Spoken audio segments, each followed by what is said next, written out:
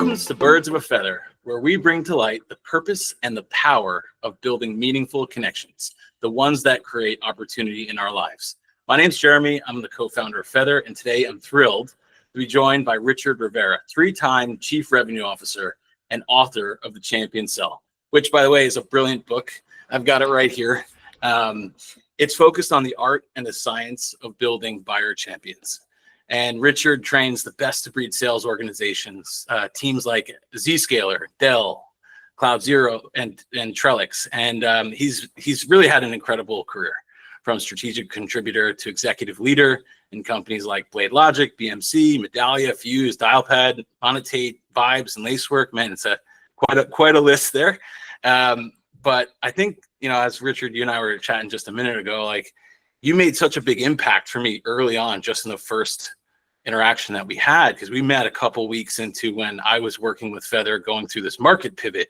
It was tough. It was one of the most challenging times of the entire journey as a founder. And I'm super grateful that, John Kaplan connected us, because from that very first moment, that very first chat, Richard, you've just been super supportive, motivating. You've been, bringing a wealth of perspective. And I'm thrilled because our listeners today are in for a real treat. So thanks so much for being here. Oh, you're absolutely welcome, Jeremy. Awesome. Okay, so we typically we launch these chats here with just getting oriented for the people who are listening and hearing a bit about what you're working on, right? Tell us a little bit about the business you're building, what are you working on, what are you excited about, and let's start there. No, I appreciate it. Yeah, I mean, as I operated for quite a while, you start getting into the reality of that lifestyle, and so it's really tough in your family to be traveling like that. And there's only one way to really build these businesses. And I was in the software startup community for over 20 years.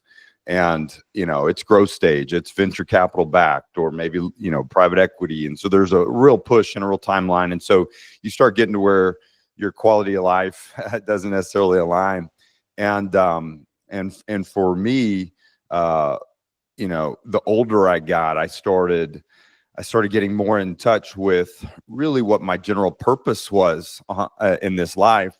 And you start to get to a point where, and maybe this goes to your comment on how I might have been able to help you with your company. You start to get to this point where you start asking yourselves, really key questions like, what exactly is my purpose? What's my mission? What really fulfills me?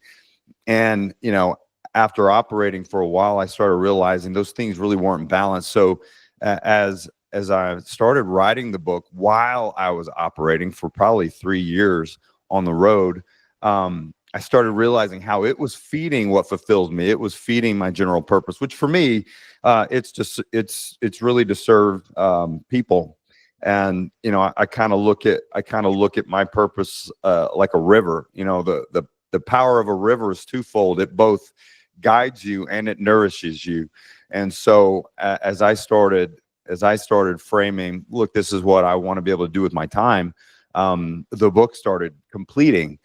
And while the book is a strategic how-to guide for salespeople, really in any kind of B2B sales motion, the fact that it's a teaching book, a lot of these business books you read, they give you a lot of intellectual things to think about, but nothing really tangible. So that was important to me. So the Champion Sell came about really as a how-to guide for not only identifying like the most important area of focus in sales, really any type of sales, but certainly B2B sales, but then teaching you how to do it. How do you identify these people of power and influence who make business happen?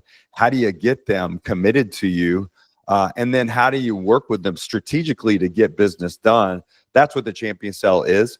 And it's been fulfilling because the book itself, you start getting feedback from hundreds of people pretty quickly in this day and age when people can reach out to you from anywhere around the world, that it's making an impact. And it's validating why I did it, which is to serve and guide. And so that just basically, Jeremy, turned into a business. It wasn't like I crafted some perfect business plan of we're going to write a book.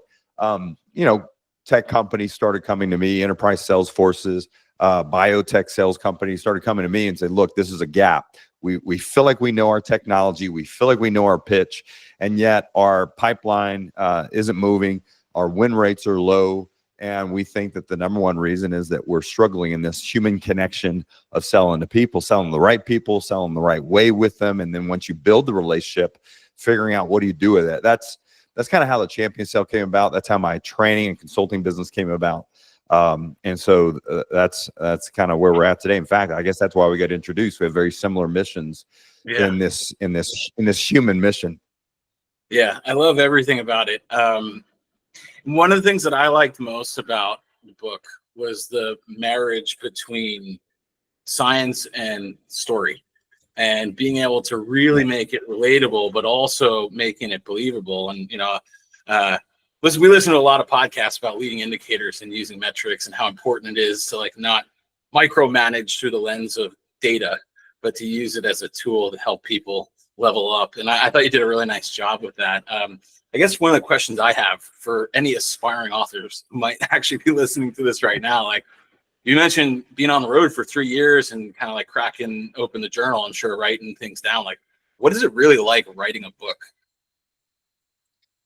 Yeah, it did not feel like the first time for me. I don't know if I told you, but I grew up as a musician, kind of a jock / musician, which those things, two things don't typically align very well. But early 2000s, we wrote and launched an album, and the process of putting an album together is incredibly stressful.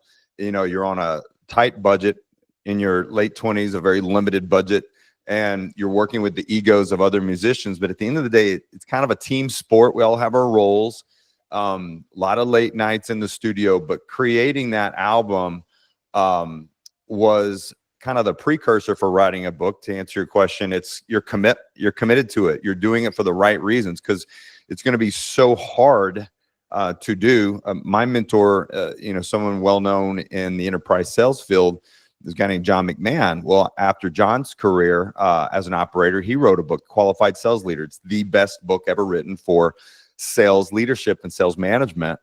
And when I talked to John, he wrote the foreword for my book, and we started talking about mine experience. He said the same thing. It was extremely hard, far harder than he thought it would be. It was kind of like when we made that album. It was hours. It was, especially when you have kind of an artistic bug like I do, you overthink, you overanalyze, you ruminate.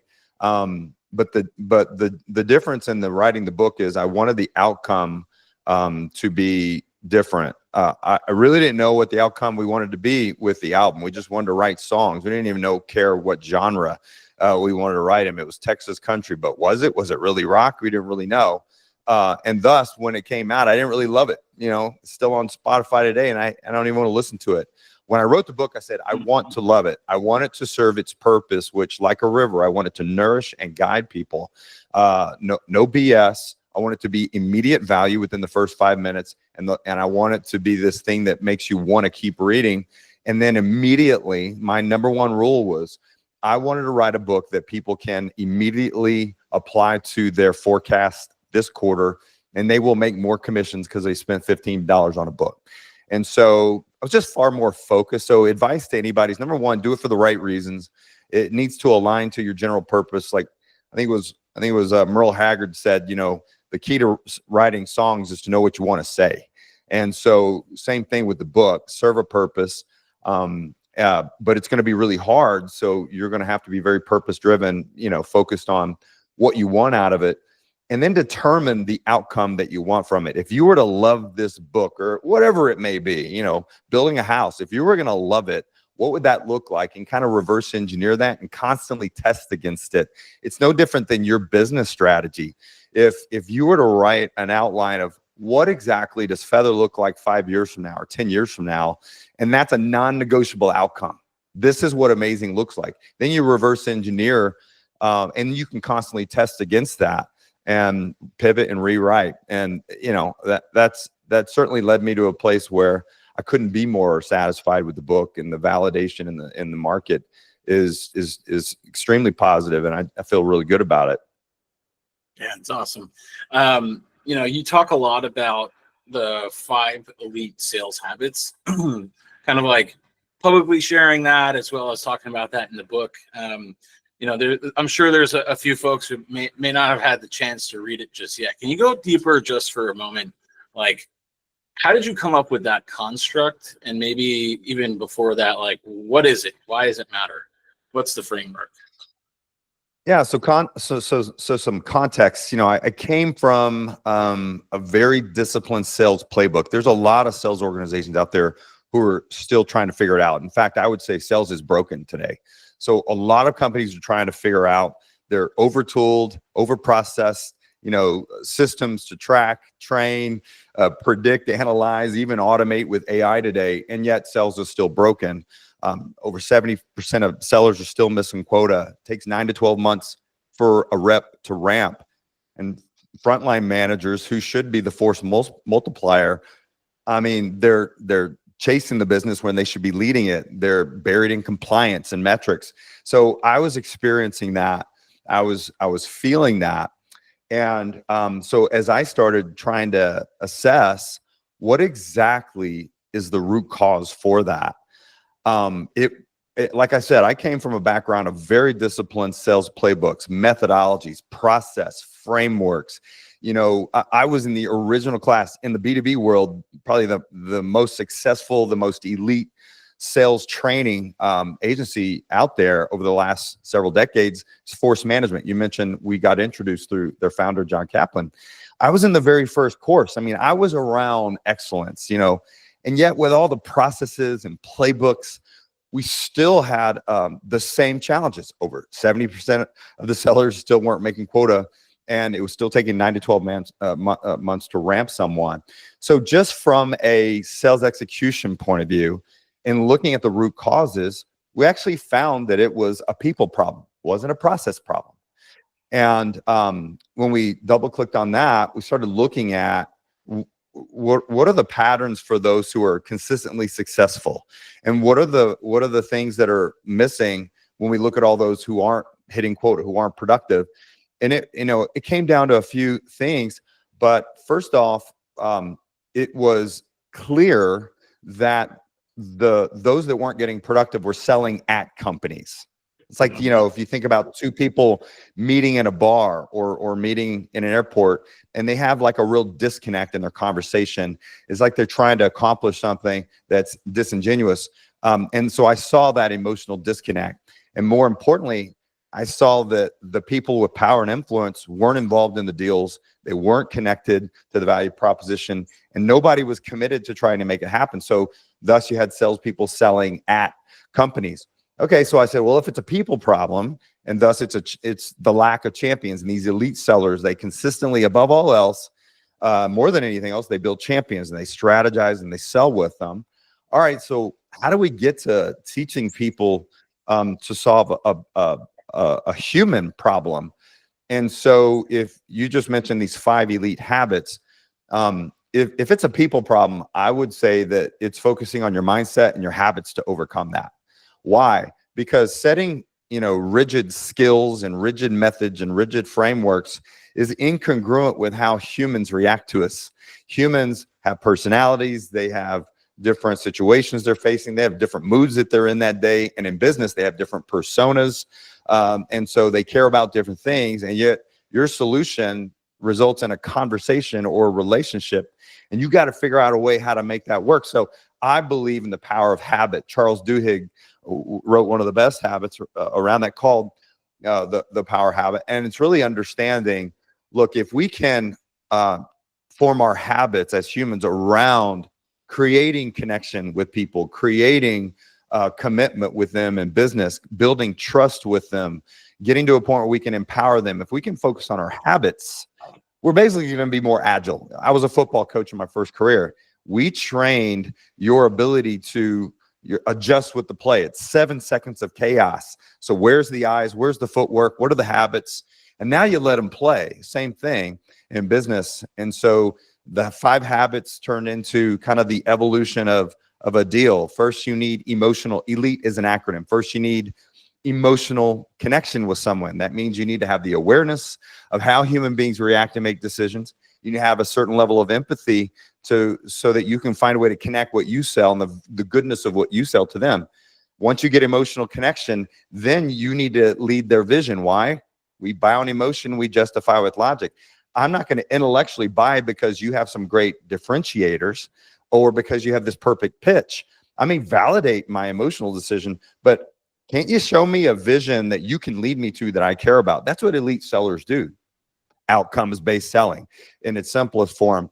Leading vision, inspiring commitment. Just because you get somebody connected to this great vision doesn't mean they're going to do something for you. Motivation comes from truly being committed. So how do you inspire commitment? The T in elite, trust building. How do you get people to overcome those things that keep them from taking action? Well, it's usually a trust gap, but you got to have empathy for that. Why would someone distrust what I sell? Why would someone distrust my business? I'm bought into how great it is and how different and better it is. But for them, maybe there's risks involved, either associated with me or associated with change. Trust building. And lastly, once you get them to the table, especially in B2B sales, and now it's about closing the agreement, elite sellers empower those champions. Think about it this way. You worked so hard to identify the right champions. You worked even harder to build them into tested, proven champions. And then you sit back and you just kind of watch them and let them do their thing. Well, in enterprise sales, most buyers don't buy for a living unless you're selling to procurement. They run operations or they're technologists or they're analysts or whatever it may be. How do you empower them to get the deal done? Empowering champions, helping them overcome their internal obstacles and processes. So the book is framed around these habits that elite sellers should have, but it's also a strategy book. Situationally, from those early conversations where you have to disarm them and get them connected, then you got to get them committed, and then you have to build their trust, and you got to get them empowered to close the deal. These habits are situationally aligned throughout the book. That's how elite came about, and that's also how I look at improving our craft, certainly in sales or even in surgery. How do we really form the right habits that enable us to adjust with the situations that business presents us? Yeah, I mean, it's so good. And, while you were walking through that, taking a bunch of notes, and the thing that stood out to me, or a couple of things that stood out to me, is that, John McMahon's been a mentor, obviously, for quite a while, played a role in collaborating with you, and I'm sure bouncing ideas back and forth. And I've had some amazing mentors. You've been a mentor to me, even in the small capacity. We built a relationship. And then you also mentioned that, kind of sales is in some ways broken, wherein AI can't do the whole thing for us, especially when at the core of it, there's people involved here. I mean, maybe at someday there's a bunch of robots and they're, negotiating for each other. And then, we're sitting back on a beach drinking mimosas or whatever, but not now. But what was really interesting to me is that this approach to what elite sellers do, it's not just about bringing that and pushing that towards customers, right? You also have internal relationships, whether it's a manager or mentor or a peer or a subordinate, somebody that's on your team. How do you go build trust? And I think the people I've run across in my life have built these ecosystems of champions, and it propels us. We live better, we're happier, we've got better opportunities, we win more. We lose, but we lose together, right? And it creates just a better environment, which no doubt, I'm sure has played a role in a lot of the building of great teams in your career too. Curious to see just your take on how do you think about champions outside of just the sell, right? The non-customer champion, so to speak.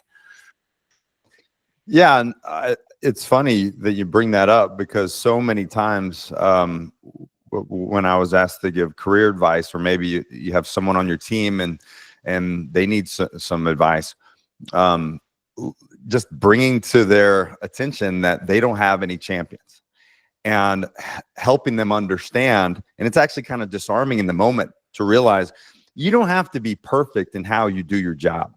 even in a relationship, you don't have to be perfect in how we interact with people, because we connect to people and things emotionally, And so what you need to be able to do in life and in business is to have other people who can support your credibility, other people who can validate your character, and your trustability, in other words, other people who can attest to the value that you can deliver. And so, in other words, you need champions. I mean, many of us grew up as athletes, or could have been chess or debate club, whatever it may be.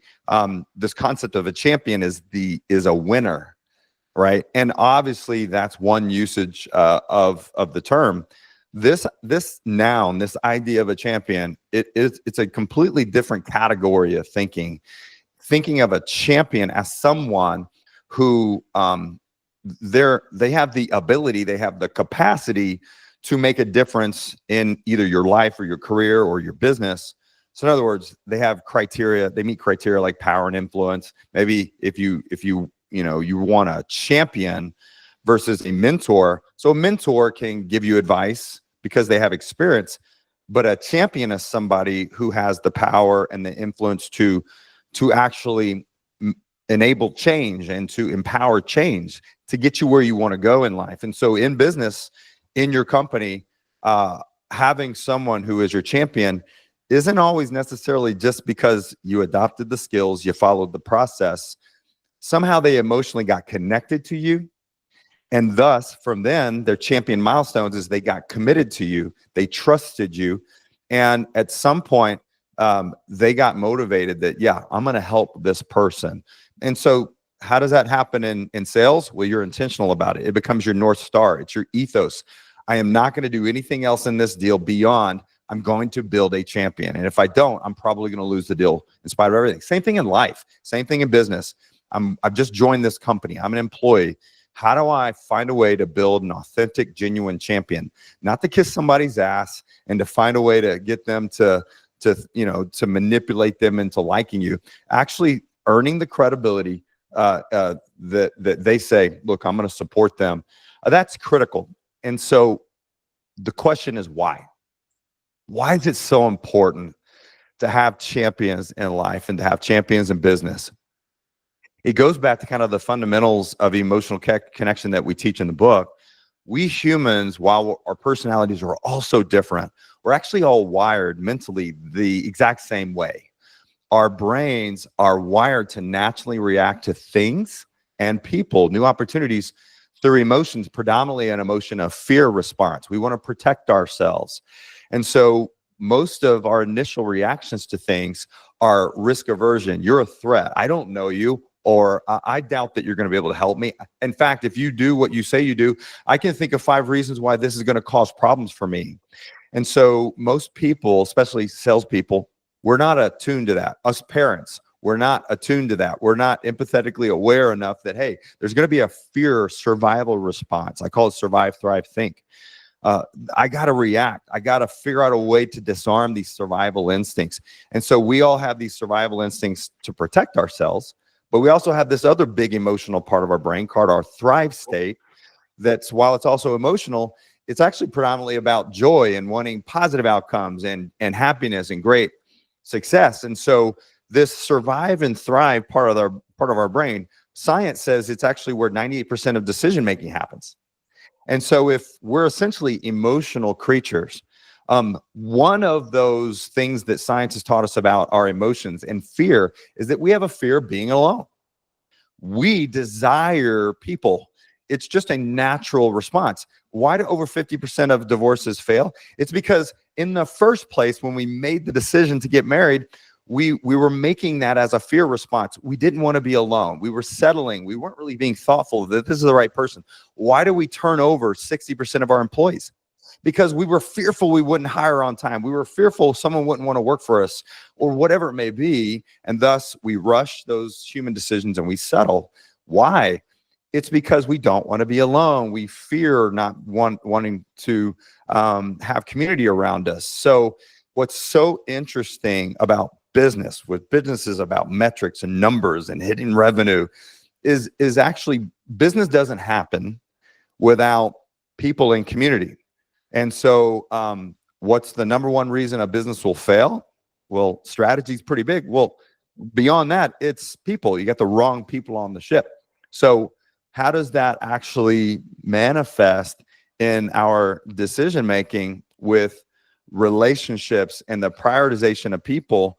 Well, it means that just subconsciously, we're always thinking about who else has done this. Who can recommend Jeremy? I've heard he's a good guy. Maybe his resume looks nice. Is there someone who can recommend him? Because right now, all I think about is the risk of engaging or working with Jeremy. And so we naturally seek out social proof, is the psychological term. But at the end of the day, the reason why AI is, by the way, I'm the biggest proponent of AI. It's probably something I obsess about learning. I could bore you talking about agentic AI and how it can actually help us with strategic reasoning and so many different use cases in business. But at the end of the day, I believe AI is never going to take over the human race. It's certainly not going to take over all of the jobs, specifically the strategic jobs. Why? Not because of some technical limitation, not because of some business reason, actually because of a human reason. We want to live our lives and work our careers with other humans. We would much more prefer those experiences to be better, to be smarter, to be more efficient. But at the end of the day, for most of us humans, it's a non-negotiable to be lonely. We want to engage with community and others. It's just part of our fear and thrive, our survive and thrive response. All my opinions based on science, but I think it ties well to even your mission. Yeah, I couldn't agree with you more on that. And I think like my belief is that like we can bring all of the data, crunch it down, get it in the right format, in the right time, into the hands of the driver, but you still got to drive. You still got to lace up your cleats. That last mile is human. And, I've had a lot of chats recently about like, well, is Feather going to automate that relationship end to end? And the answer is no, because I think we take away the authenticity when you take the human out of that whole equation there. And that doesn't mean we can't make that person superhuman to do more and to be more effective and to be more efficient and be able to make better decisions. But like at the end of the day, like we all got to be thoughtful and put the effort in. Like that's the effort, right? While you're talking about that, one of the things that I was thinking about is just like, you can bring all these metrics and all of the data, all the facts and all the reasoning, but because we make decisions as emotional creatures, you got to earn that trust up front. I love what you were saying about earning credibility, building that trust. Like that's so important. And so how are you seeing, like, what are you doing now that you've built out the framework, you're building the consulting business? Like, tell us a little bit about what you're working on now. What's the next evolution? And how are we going to see Richard coming up? Yeah. At a personal level, one of my biggest objectives over the last 3 years was to support my wife, and that manifests in spending more time as a dad. So, business and growing a business and innovating and deciding where we go next, it's a challenge because you're balancing time. And that's because I believe in champions. She was my champion when I'm out there operating for, running companies and building companies for 15 years globally. And, she was working and still supporting me. And so now that she's, taking all the promotions and she's running a major organization in biotech, it's kind of, I want to reciprocate. Why? Because, for her to continue being my champion, I think that reciprocity is important in a relationship. And that kind of ties to the purpose of relationships. Why exactly are we even reaching out to somebody? What's the purpose of the relationship? You have to be thinking about the outcome in mind. And so, that's a big part of balancing. And so on the business side of things, I still have to be serving my purpose, which is to serve and guide people. Right now, it's through training. And so I have typically when I get a client, almost all my business is inbound. Over 80% of my clients continue to bring me on for continued engagements. And so, I'm deeply integrated in probably the largest highly funded cybersecurity company in the world right now, who's, tripling in size over the next 3 months. It's forming trust, adding value, and getting deeper and deeper and delivering as much value as I can with their leaders and with their sellers through training and things like that. What I am seeing in the market, and where the majority of my energy is outside of training companies and taking care of my kids, is it is really about how do we utilize the actually relatively new opportunities in technology and certainly focused on AI. How do we utilize that level of reasoning that we can get to empower us in business, specifically to empower us in enterprise sales?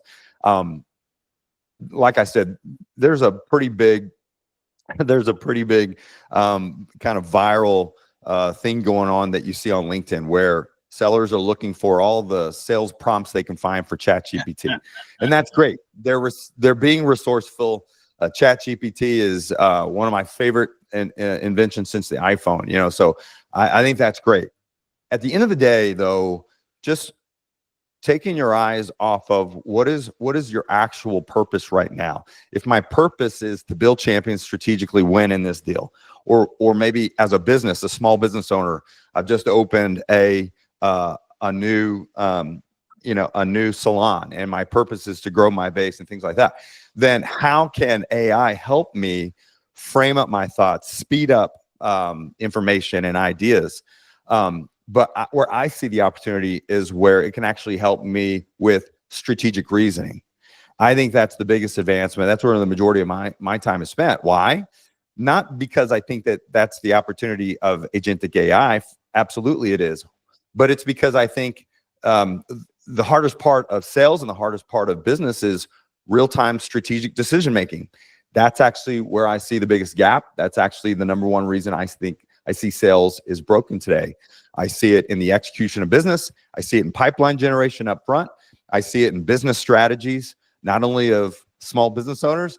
I've seen it in Microsoft's decisions and IBM's decisions and a lot of others in business. That strategic decisioning is probably the number one reason that so much of our business is broken. So many relationships are broken. So I see, most of my time is invested in learning the opportunities of how we can use technology such as AI to really empower people, not replace people. Awesome. It's super. And then you had mentioned to me that you're putting together kind of a bit of a series of extended, trainings and things like that. I'm going to drop a bunch of information for people. Once we wrap this up, we got a couple more topics to talk about. But what's maybe for the people that are listening, like what are you thinking about? How are you bringing some of these ideas that you have to them? What are some of the approach there outside of having you come in as a consultant and trainer? How does the everyday person who wants to get better go learn from you, get the book and continue to dig deep there? Yeah. If I start with my mission, which is serving and guiding, people with whatever talents that I've been given or experiences and wisdom that I've been given, writing a book's great. You reach thousands of people, and training companies where you can get in there and help them scale and elevate their standards of excellence. But seeking out new ways to scale at no cost to people, I think is challenging. So I just love YouTube. So I'm actually, we've just launched our YouTube channel, which is just a bunch of micro teachings on these foundational elements of sales and leadership excellence. So, 10-minute teachings and really cool, produce little videos where we teach some of these elements at no cost to the public.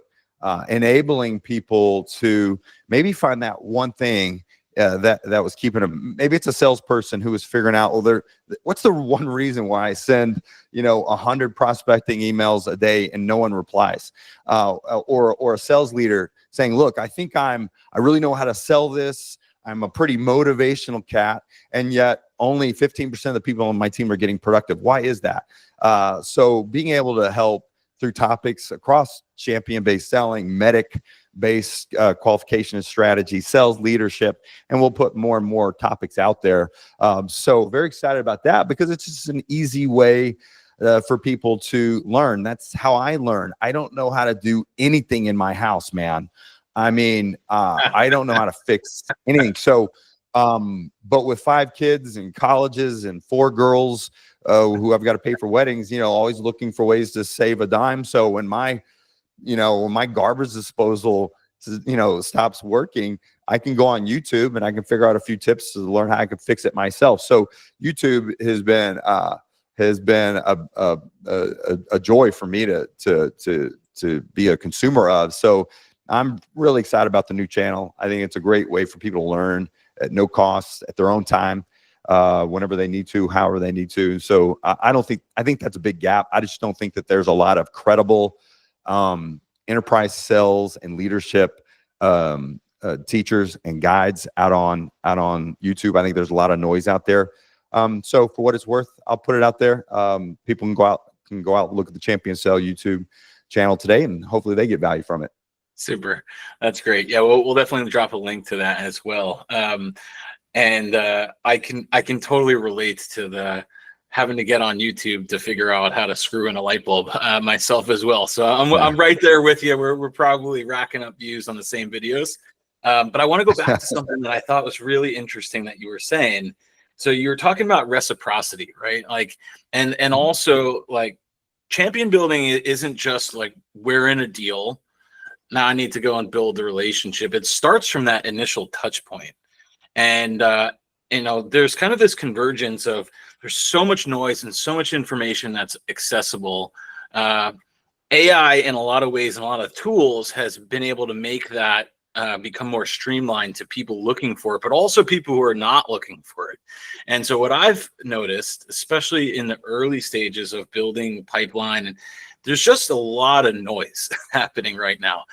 PG, and for those who don't know what that stands for, pipeline generation, Richard, you and I were talking about how it needs to evolve, how we have to leverage trusted relationships, and how mass communication, in a sense, is kind of leveling up the buyer's bullshit meter in a lot of ways, right? It's like, if I could send out 3,000 emails and there's 100,000 Jeremys sending out 3,000 emails, then how does the person on the other side of that computer, that email, interpret that?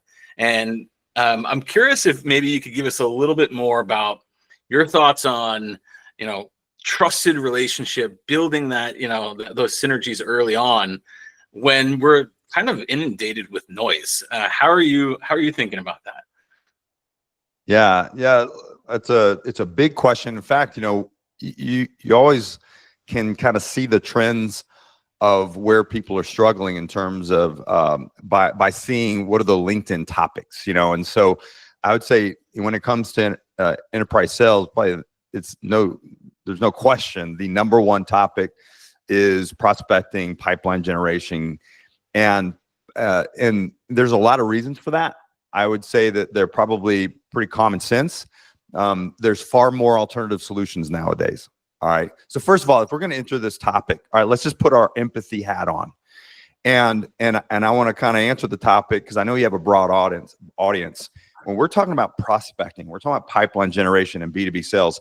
Think of it as the same as you've opened your small business, could be a small law firm, and you've got to get new clients. You're getting 80% of your revenue from 20% of your clients, and you know that that's not going to scale. So you've got to get new clients. You got to get access to new segments of people, new personas. You've got a new service you're going to deliver that gets you into a new market. So let's just call all of that prospecting, pipeline generation, whatever you want to call it. But it's all really the same thing. We're getting human beings to stop, look, and listen. All right. We're not talking about becoming our champions. We're not talking about fully trusting us. We're not talking about getting committed to doing a deal. We're not talking about partnering with us through a negotiation. We're talking about getting people's attention, attracting them, getting access into their energy, getting them to engage. All right. And that's in B2B, B2C in any way. All right. So the reason that's challenging from an enterprise technology perspective, there's just so many more alternative solutions today. The analogy would be, if I'm trying to create content in small TV shows, series, and movies, think about the competition I have today and all the streaming services. How do I get you to stop, look, and listen, and pay attention to me? Same thing in enterprise technology. It used to be that if you sold software, you'd have 2 competitors that kind of did what you did, maybe 5 or 6 that are in the space, but that was it. Nowadays, you'll have 5+ companies that do exactly what you do, and you'll have another 5 to 10 companies who can deliver the same outcomes you can deliver, but just with some different technological approaches. I call those alternative solutions as opposed to direct competitors. So from a buyer's perspective, let's put our empathy hat on. That's the consumer who we want to engage with us or get a meeting with. That's the enterprise buyer we want to stop, look, and listen to our prospecting. We want them to take a meeting with us. Just putting our empathy hat on, seeing their world and their situation, even though we haven't lived it ourselves, they just have far more alternative solutions today. Number 2, there's a big difference between pain and problems. We've been trained to believe just find the pain and then you'll find a buyer. It's actually never been true, in my opinion. Why? Because think about the common sense behind that. Go back to our survival instincts. If I'm a security engineer, my ego, my identity is based on my ability to solve problems and address pain. I'm not a buyer, I'm an engineer.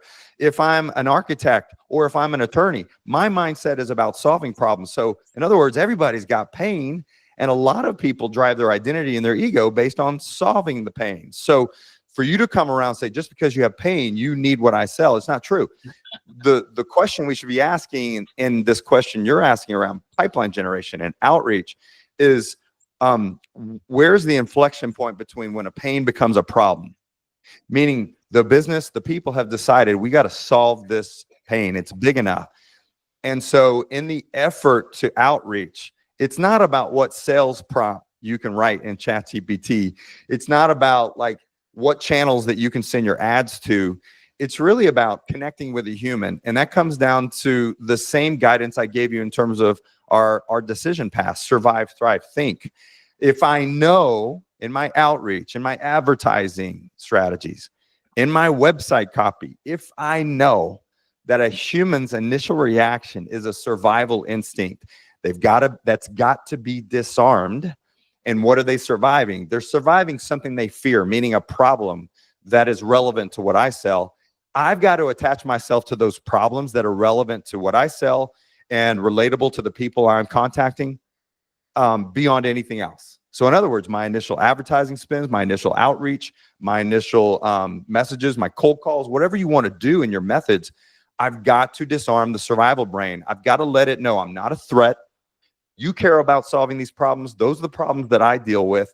We can get into how later, but you're never going to get someone to stop, look, and listen until you disarm that survival brain. And then we got to get to the thrive brain, because the majority of emotional decision-making actually happens in the thrive state, meaning I care about outcomes. It's fine to help me understand what problems you deal with, but what are the outcomes that you deliver? Because that's all I care about when I get up and I go to work every day, when I run my life every day. I'm struggling to achieve the outcomes that I want.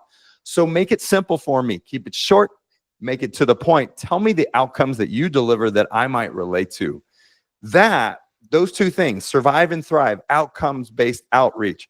If that were all you did based on personas and segments that you're calling on, if that's all you did in your messaging and your approach, you would see your conversion rates of open rates, conversion to initial conversations.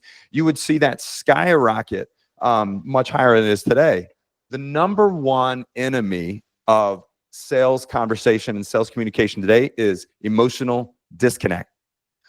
We salespeople, we small businesses, we're causing the disconnect because we're selling to the intellectual brain, telling you what we do, how it's different, how it's better, and maybe all of those things are true.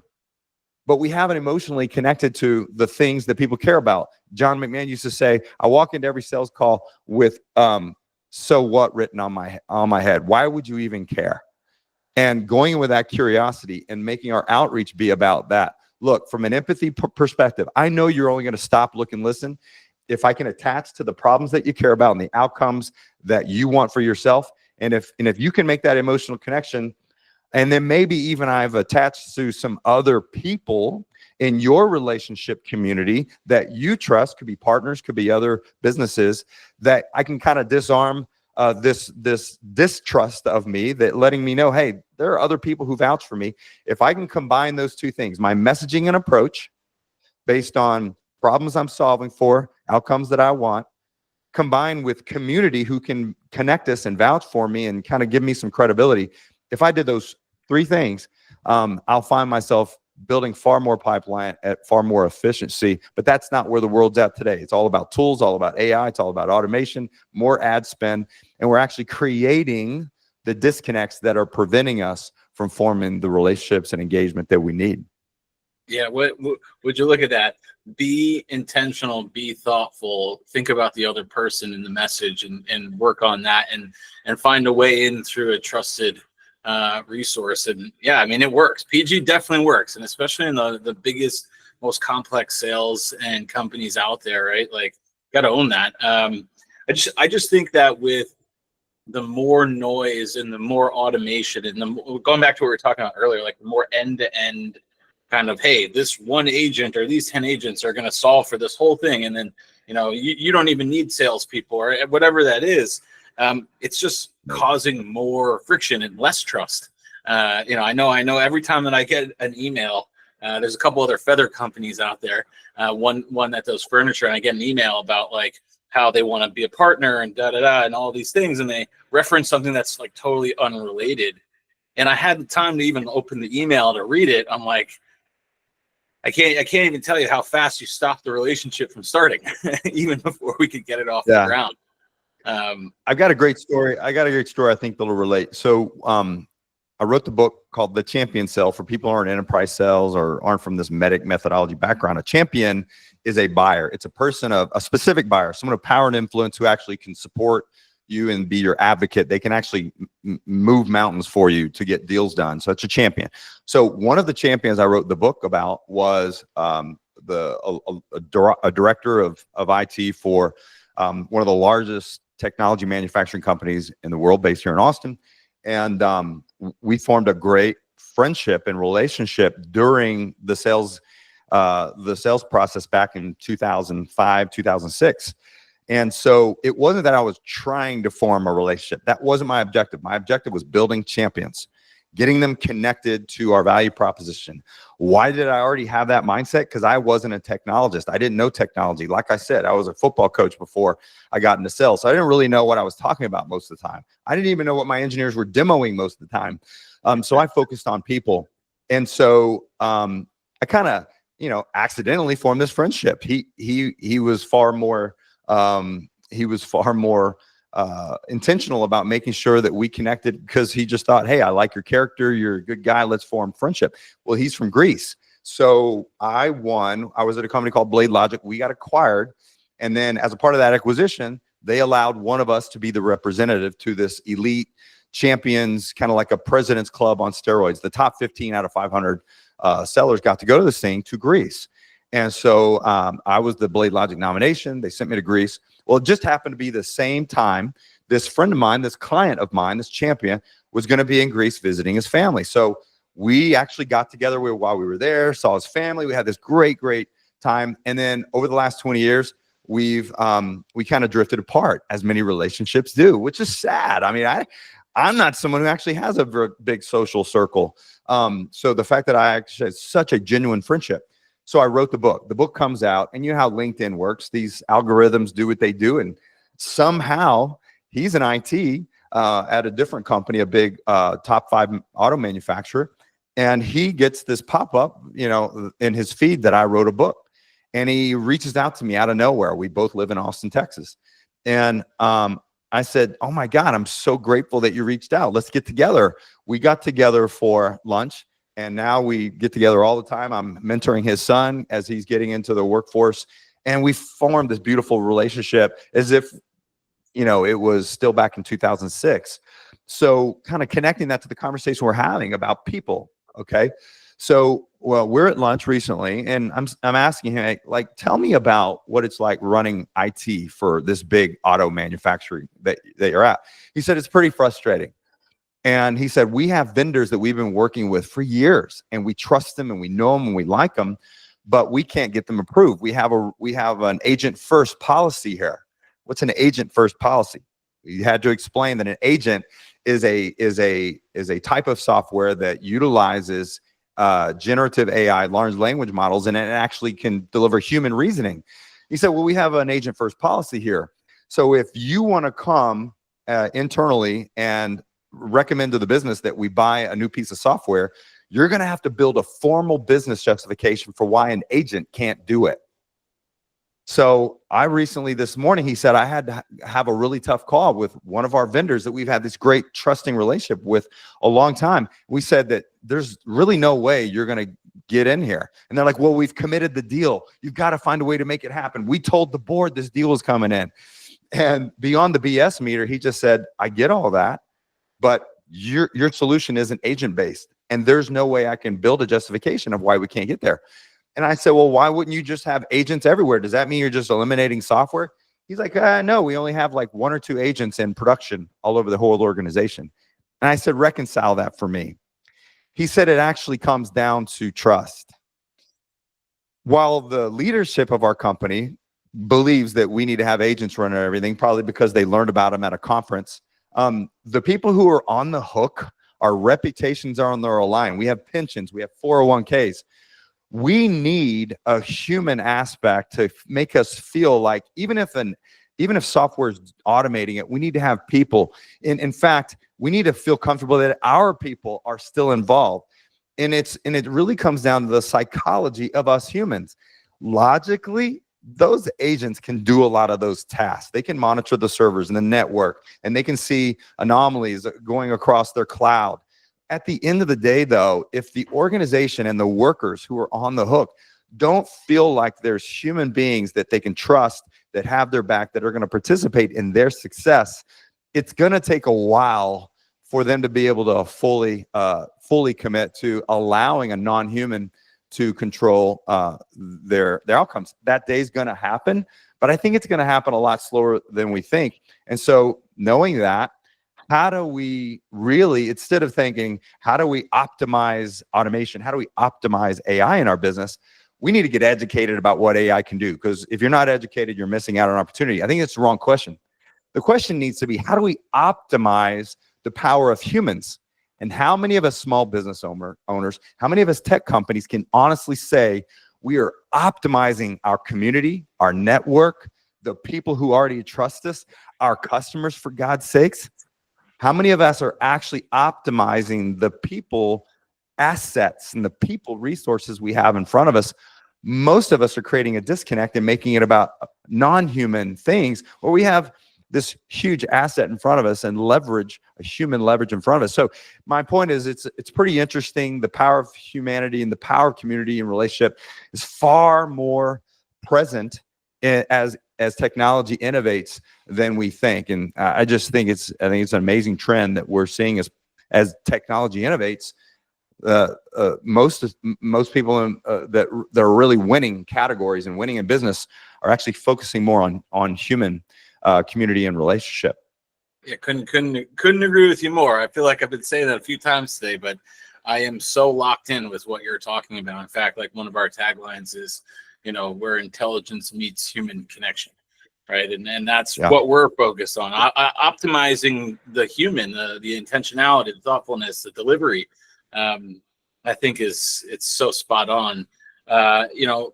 You have dropped a lot of wisdom and brilliant nuggets throughout this, but I want to, as we wrap up here, just ask, give us and the listeners one practical habit. Let's go back to the topic of champion building, and let's think about this in context of building a buyer champion. What is one thing that a seller, a leader who, tag teams the champion building across an org, whatever, it can put into practice that will help move the needle for them? Yeah, that's the question, the context of your question, the structure of your question actually really aligns to my philosophy in business. Focusing on the one thing, with my leaders that I train as they're trying to get their businesses productive, I am actually trying to help them focus on the one thing or the top 2 this quarter that will move the needle. If you read Amp Up from Frank Slootman, one of the greatest CEOs in the history of tech and a phenomenal board leader, he talks about that one thing, philosophy and focus. So I'll share this not only to answer your question, but I think he actually nailed one of the most important questions we can ask in business, even relationships. What's the one thing? So I would break down, if I think about sales in general, whether it's B2B sales or whether it's running a small and growing a small business, I would think about kind of 3 steps here. Step 1, start with your mindset and be intentional about building your empathy mindset, right? Because if business happens through people, the power of people, then we have to start with a mindset of empathy.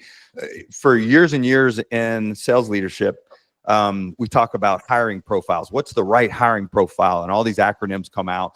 And, I had someone one time tell me that, isn't it true that the number one trait we have to look for in great salespeople is EQ, emotional intelligence? And it was interesting. I had actually started studying with one of the University of Texas professors who's one of the leaders in the analytical side of emotional intelligence. And we talked about how few people on the planet truly have emotional intelligence. So my answer is, look, if we were to create the ideal sales robot, Schwarzenegger walks in and it's Thor, it's Tony, it's everybody combined. Yeah, the ideal sales athlete is going to have strong EQ. I would argue that if we can just find salespeople who have a strong empathy mindset, that is a foundation that would be far more transformative than anything, just at a baseline. So 1, build your empathy mindset, meaning I want to naturally go into business decision-making, strategic decision-making, first thinking about the other person's situation, the other person's experience. So first, I have an empathy mindset. Number 2, decide on what outcome you're looking for.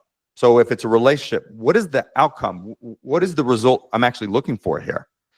Am I looking for a meeting? Am I looking for a spouse? Am I looking for a champion? Am I looking for a partner? What's the outcome I'm actually looking for? And so in prospecting, for example, if you read the majority of outreach, and you read it, and you would say, what outcome are they looking for? They're looking for a deal. They're looking for a PO. I just want a meeting. So what's the outcome that I'm seeking? So I've got an empathy mindset.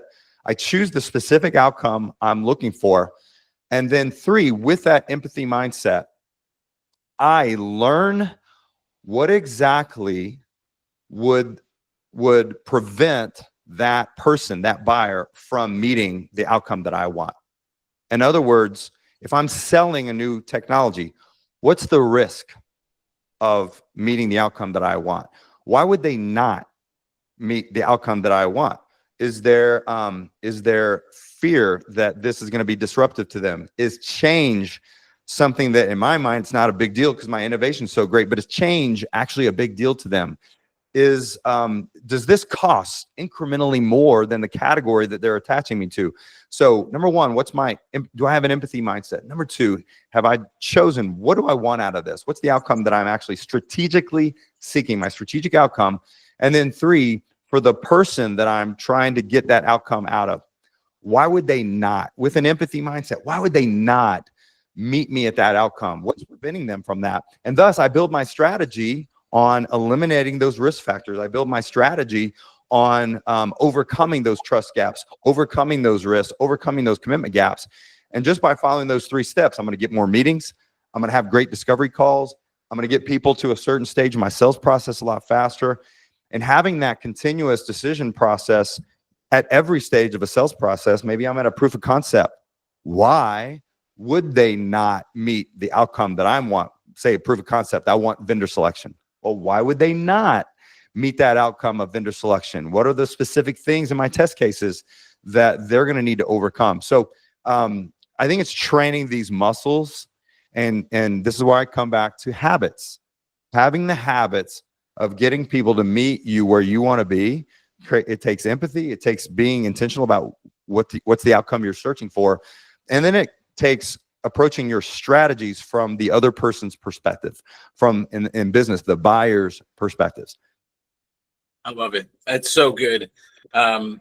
Richard, this has been incredible. I really want to just kind of like hit back on these 3 points, the empathy mindset, and then what's being clear, like having clarity on what you want out of it, so that way that you're not, running around in circles, and then making sure that you're thinking about it from their perspective, right? And so like the empathy kind of encapsulates that, and it's just so, just put the time in before you start making the outreach, and think about these things up front and write it down, and it becomes second nature. But it takes practice, right? One of the things that's really interesting about EQ is that it's a learned muscle, right? You're born with IQ. EQ you can practice and develop. It's something that, it takes a lot of thought, by nature of EQ, but it takes a lot of thought to really develop it. But you can, if you put in the time, the effort, and really rally around that. And what's really interesting is that it's kind of the core fundamentals behind what we're trying to build with Feather. We're focused on RQ, relationship intelligence, which is now how do two people in a relationship also focus on these things together, and what are the things that we do to level up each other. But it comes all, the best of the best in the world put the time and the effort into it. And, from things like using technology to, and nurturing our understanding of technology to be more effective in these areas, but also not taking us out of the picture, right? We're people, especially in sales. It's a people business. You have to earn that trust. This has just been such a rich conversation. You see that pun I did there? It's been a rich conversation. I've really enjoyed it. And, for everyone out there who, found value in our discussion, please let us know what ideas resonated most in the comments. I'll certainly drop some links to some of these golden nuggets that Richard's got here, the book and the YouTube channel as well. And of course, if you're interested in learning more about how we're taking an intelligent approach, marrying up technology with intentionality and relationship building, check out feather.vip. My name's Jeremy. This has been Birds of a Feather. Join us next time, and thanks so much.